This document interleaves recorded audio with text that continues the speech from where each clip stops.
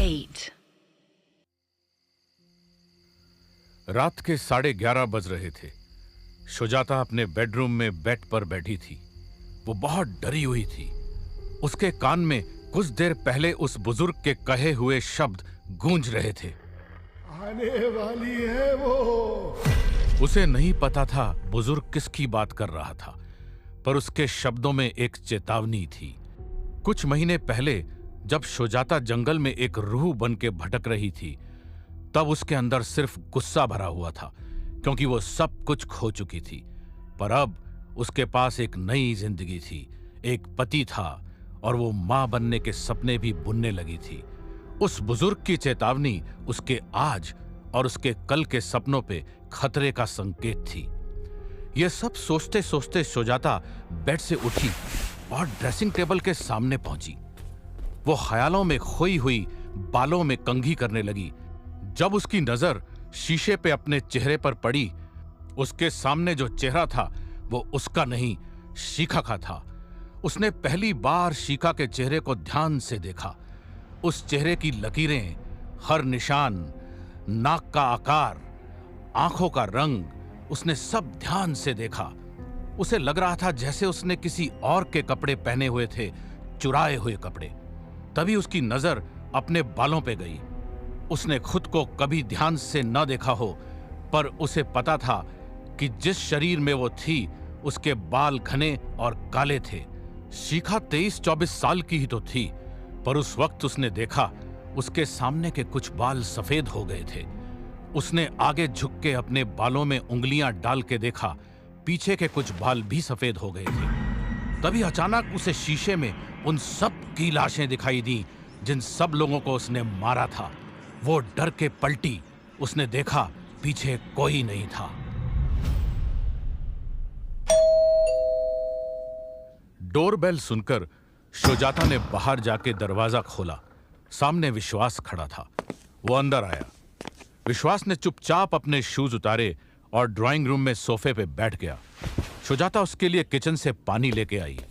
अब वो उसके सामने पानी लेके खड़ी थी, लेकिन विश्वास उसकी तरफ देख भी नहीं रहा था।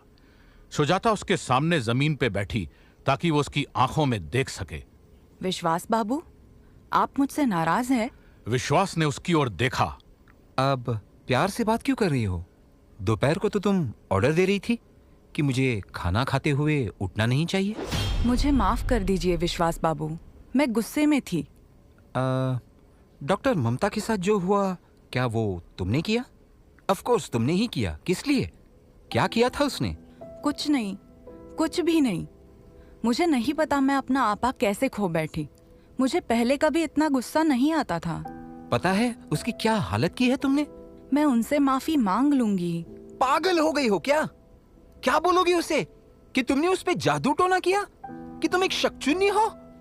तुम्हें गुस्सा आए तो तुम किसी को भी पागल कर सकती हो, मार सकती हो। नहीं विश्वास बाबू, वो आपसे बहुत प्यार से, मुझे उसकी आपसे नजदीकी अच्छी नहीं लगी। क्या मैं अपने कलीग से बात भी नहीं कर सकता? ये क्या गांव की पिछड़ी सोच है? ऐसे तो तुम मेरे हर कलीग, हर लड़की दोस्त को मार डालोगी। नहीं विश्वास बाबू, मुझे आपकी लड़की दोस्त, मतलब आपके साथ काम करने वाली लड़कियों से कोई फर्क नहीं पड़ता। पर आज दोपहर। अरे हम एक दूसरे के बाहों में थे क्या? ऐसा मत बोलिए विश्वास बाबू। कल को किसी लड़की ने मुझे छुआ तो? शांत हो जाइए विश्वास बाबू। तुमने मुझे अपनी प्रॉपर्टी समझा है क्या? कल को हमारा तलाक हो गया तो क्या करोगी? अचानक सुजाता का चेहरा काला पड़ गया। अगले ही पल विश्वास हवा में उछला और सोफे के पीछे की दीवार से जा चिपका। सुजाता ने उसकी ओर देखा। वो डरा हुआ था। अचानक सुजाता को जैसे होश आया। उसका चेहरा वापस नॉर्मल हो गया।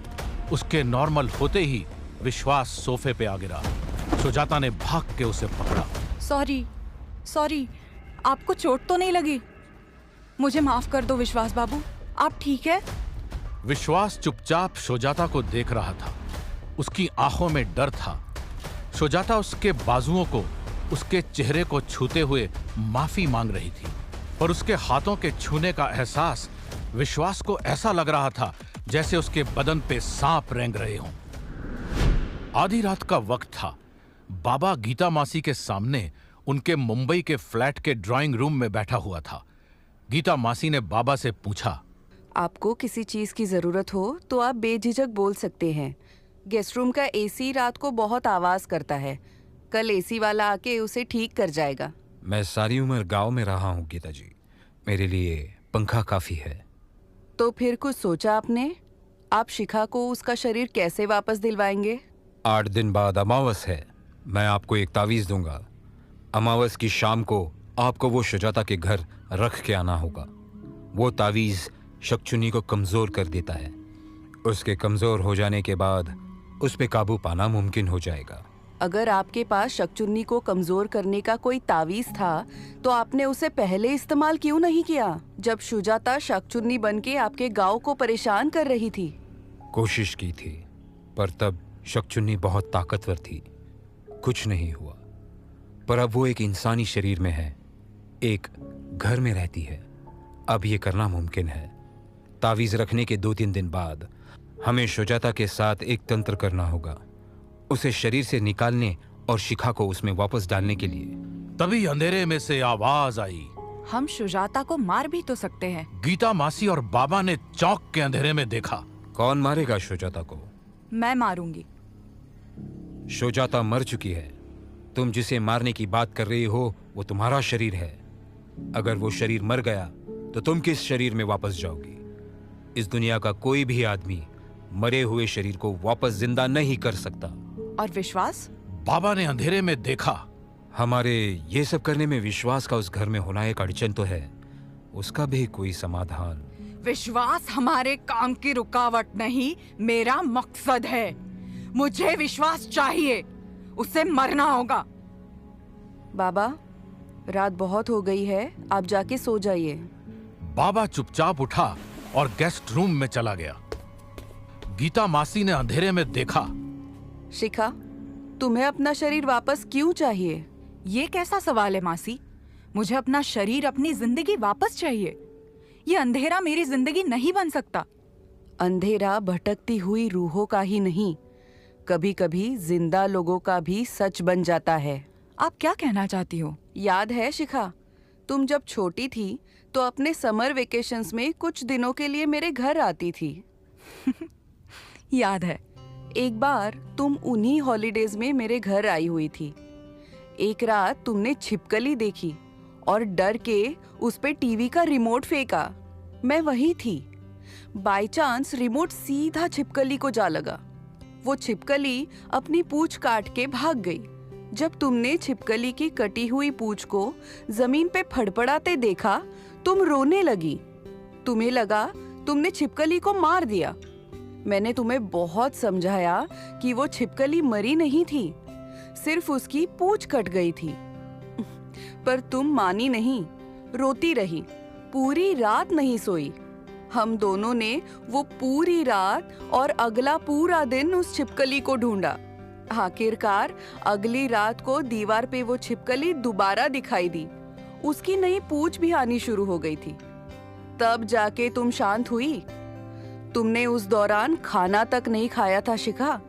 बच्चे कितनी ही अपसेट क्यों ना हो, वो इतनी देर खाना नहीं छोड़ते। तुम सिर्फ 9 साल की थी उस वक्त, लेकिन तुमने छोड़ दिया था। तो आप क्या चाहती हैं?